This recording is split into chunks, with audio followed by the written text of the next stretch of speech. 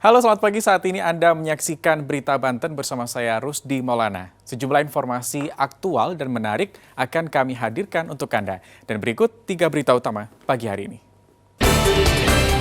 Hanyut bocah 7 tahun ditemukan meninggal dunia.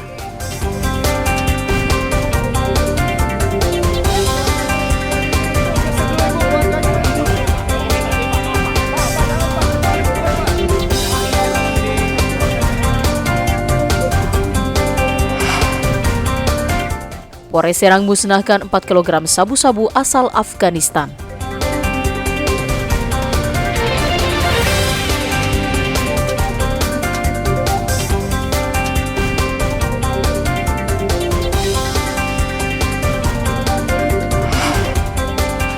Kondisi membaik, korban kecelakaan bus diperbolehkan pulang.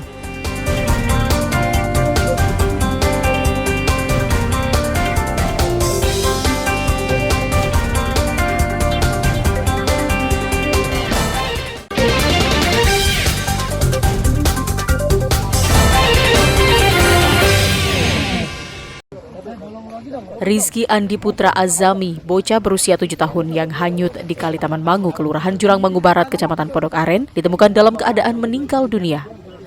Jenazah ditemukan oleh tim SAR gabungan yang melakukan pencarian lebih dari 1 hari. Sebelumnya tim SAR melakukan penyisiran dari lokasi pertama kali korban hanyut. Isak tangis keluarga dan warga pun pecah saat jenazah dibawa ke rumah duka. Ibu korban yang tak kuasa menahan sedih berulang kali jatuh pingsan. Menurut anggota Basarnas yang melakukan pencarian, korban ditemukan tersangkut pada batang bambu di pinggir kali. Saat itu tidak ditemukan adanya luka di tubuh korban. Pukul 07.50 kami mendapatkan informasi bahwasanya ada penemuan di titik Yapos, kurang lebih dari LKP sampai titik penemuan itu ada sekitar 1 km. Rencananya korban akan dimakamkan di tempat pemakaman umum tidak jauh dari rumah duka. Ariel Maranus dan Syabudin Natar melaporkan dari Tangerang Selatan. Polres Serang memusnahkan barang bukti narkotika jenis sabu-sabu yang didapatkan dari jaringan internasional. Berdasarkan hasil penyelidikan, narkotika itu berasal dari Afghanistan. Barang haram tersebut masuk ke Indonesia dengan cara disamarkan dengan menggunakan hiasan dinding. Kasus tersebut diungkap dari hasil pengembangan kasus di wilayah hukum Polres Serang.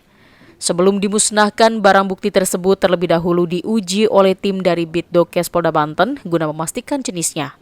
Sabu-sabu dimusnahkan dengan cara dimasukkan ke dalam blender dan diberi garam dan air. Hal ini guna memastikan barang haram tersebut tidak dapat digunakan kembali. Cairan tersebut kemudian dibuang ke dalam kloset.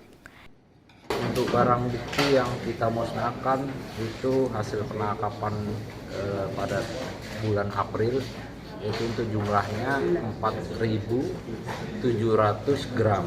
Namun karena buat kepentingan penyisihan barang bukti, jadi kita musnahkan 4.669. Kemudian ada juga barang bukti yang sudah dari tahun 2021.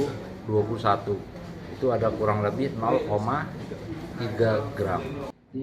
Dalam kasus ini, anggota Sat Narkoba Polres Serang menangkap 5 pelaku yang ditangkap di sejumlah daerah.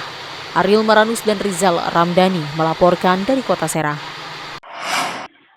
Harga telur ayam kembali mengalami kenaikan. Seperti terpantau di pasar tradisional Rangkas Bitung, Kabupaten Lebak. Harga telur saat ini dijual di kisaran Rp29.000 per kilogram. Padahal 1 pekan sebelumnya harga telur masih di kisaran Rp26.000 per kilogram. Dalam 1 pekan kenaikan terjadi sebanyak 3 kali. Kondisi ini sangat dikeluhkan warga, terutama pedagang warung nasi dan pedagang lainnya yang menjadikan telur sebagai bahan utama. Konsumen yang memiliki usaha warung makan sangat berharap harga telur bisa kembali turun dan tidak memberatkan warga. Bingung tanya. Ya keberatan Pak. Ibu setiap hari apa nih? Ini warteg. oh buah warteg. Iya. Ini sekarang kemarin beli berapa Bu? 27. Itu mengaruhi apa omset penjualan juga nggak sih kalau buat warung nasi seperti itu? Iya. Oh, iya. Menurut salah satu pedagang, omset penjualannya menurun karena pasca Lebaran harga telur terus mengalami kenaikan. Pak, dalam kurun waktu semenjak Lebaran ini udah berapa kali kenaikan ya Pak? Dua kali. Ini mestinya 29 ya. Pas sekarang udah 29 ya? Pasarnya sih.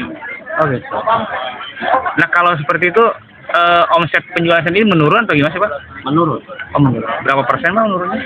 Ya, 30%. Oh gitu. Warga berharap pemerintah dapat segera menurunkan harga telur yang terus mengalami kenaikan. Ariel Maranus dan Saipul melaporkan dari Kabupaten Lebak.